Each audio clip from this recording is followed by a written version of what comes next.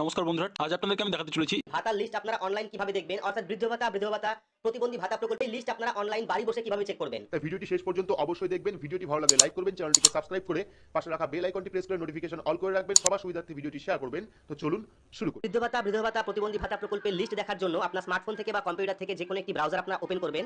Browser open করে সেখানে গিয়ে সার্চ করবেন nsap.nic.in, অথবা এই লিস্ট দেখার জন্য উপরে দেখতে পারবেন রিপোর্ট বলে একটি অপশন পাবেন। এই রিপোর্ট অপশনে আপনারা ক্লিক করবেন।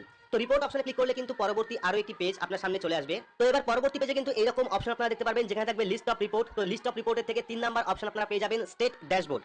এই যে স্টেট ড্যাশবোর্ড অপশন, সেই স্টেট ড্যাশবোর্ড অপশনে আপনারা ক্লিক করবেন। ক্লিক করলে কিন্তু পরবর্তী আরো একটি পেজ আপনার সামনে চলে আসবে।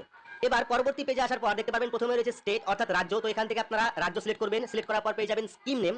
তো এখানে কিন্তু টোটাল 4টে স্কিম আপনারা দেখতে পারবেন। একটা হলো Indira Gandhi national old age pension, একটা হলো Indira Gandhi national disability pension, একটা হলো Indira Gandhi national widow pension, একটা হলো এনএফবিএস। তো এখান থেকে আপনি কোন প্রকল্পের লিস্ট দেখবেন সেক্ষেত্রে সেটা আপনি সিলেক্ট করবেন।